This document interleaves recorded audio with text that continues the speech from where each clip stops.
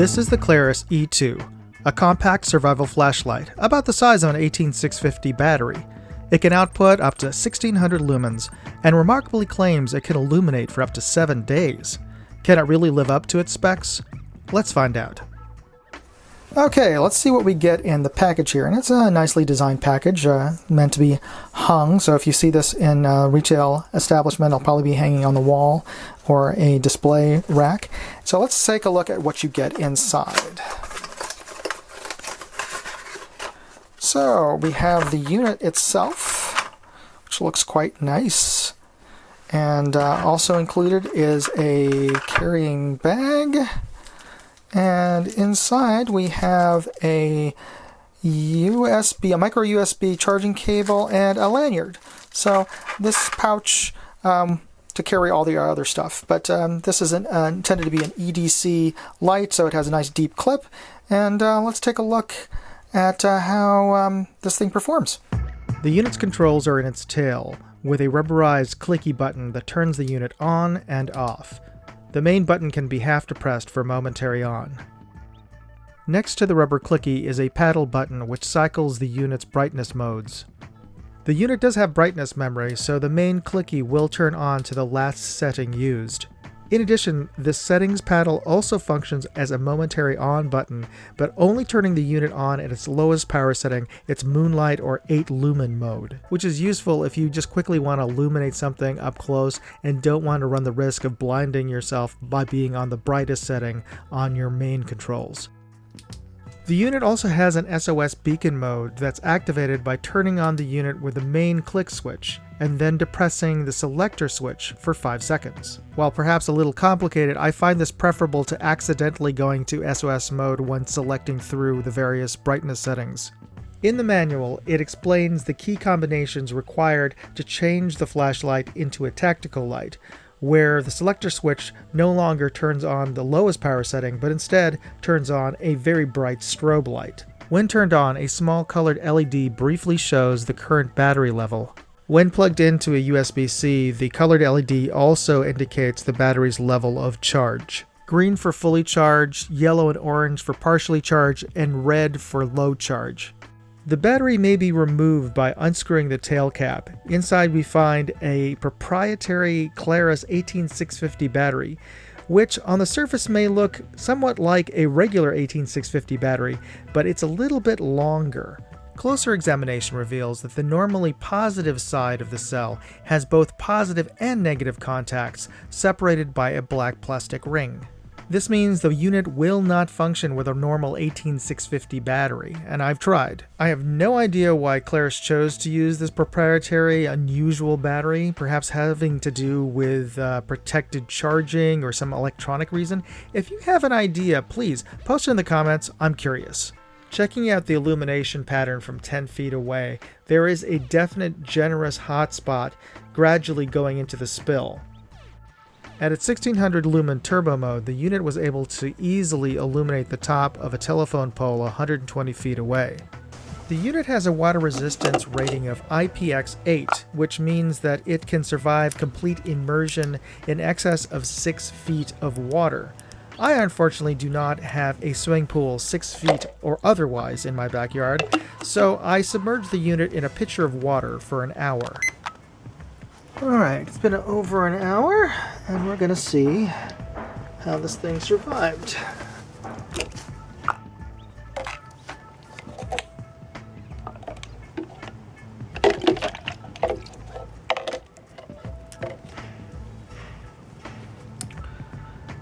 Okay, still functions well.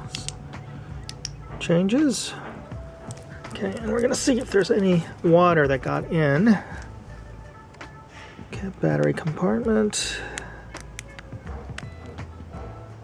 Nope, that's dry. Let me just turn this off, and I'm going to uncap the battery. Sorry, that wasn't the battery compartment. This was the charging compartment, and we're going to take a look. Huh, no water there? No water on the battery? So yeah, it passed the waterproof test. For an impact resistance test, I dropped the unit from a 6-foot height onto dirt and rocks twice. Still works. Okay, we're going to test to see if this really does have a 7-day runtime. I've fully charged this flashlight, and I'm going to turn it on at its lowest power setting, and I'm going to leave it on for the next 7 days.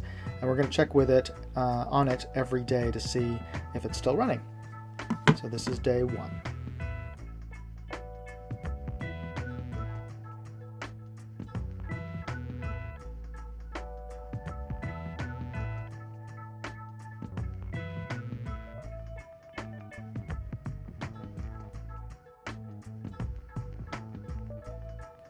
Okay, it's a little after 9:55 p.m. and I came down to my studio and found that the flashlight is not on anymore and it will not turn on. So it has died after a little more than 5 days, not quite 6 days in overall runtime. So not quite the 7 days that the manufacturer had claimed, at least were able to achieve on their tests. So what do I think of the Klarus E2? First of all, I'd like to thank Klarus for sending this E2 for me to review. I appreciate that. But more importantly, I want to thank them for actually asking my opinion and feedback after testing this particular product. Because, you know, I didn't mince words. I told them what I'm telling you right now, and that is, I think it's a bit of a mistake for them to do a proprietary 18650 battery. Now, I can understand that they wanted to go with their proprietary battery because it allowed them to make the unit much thinner, so it's much more of an EDC flashlight. And perhaps there are more fundamental electronic reasons why they chose to do their a proprietary 18650 battery, but it's a bit of, well, let me be honest. There's a lot of folks that I've talked to who said this is a hard no. This is going to be a hard pass for them because they don't want to have to use Klarus's batteries. They have a lot of 18650 batteries that they already have, including myself. I have my own stockpile of them because, you know, SHTF, and also because I live in California where there are earthquakes. So I have my own stash of 18650 batteries just in case. So the fact that I cannot use any of those batteries in this is kind of a big problem. Now, for those of you, for perhaps even the majority of you, the fact that you can recharge these quite easily by just plugging this into a micro USB port, it's not a big deal because, you know, it's just as if this was a built-in battery. So maybe that's not a big deal for many of you out there. That could be a moot point. Overall, I found this to be a very well-made EDC flashlight, just because it performs very well. It's very bright. It's super bright. It's relatively light, and it's very compact for its class. I don't have any other EDC that will put out a beam that is as bright as 1600 lumens, so that's crazy bright. And the other flashlights that I have that are in that sort of brightness class are way bigger than this. So they've done a good job. So if this is something that you're interested in, and if the 18650 compatibility is not an issue for you, I highly recommend picking one of these up. And I'll include a link in Amazon in the description below so you can pick it up.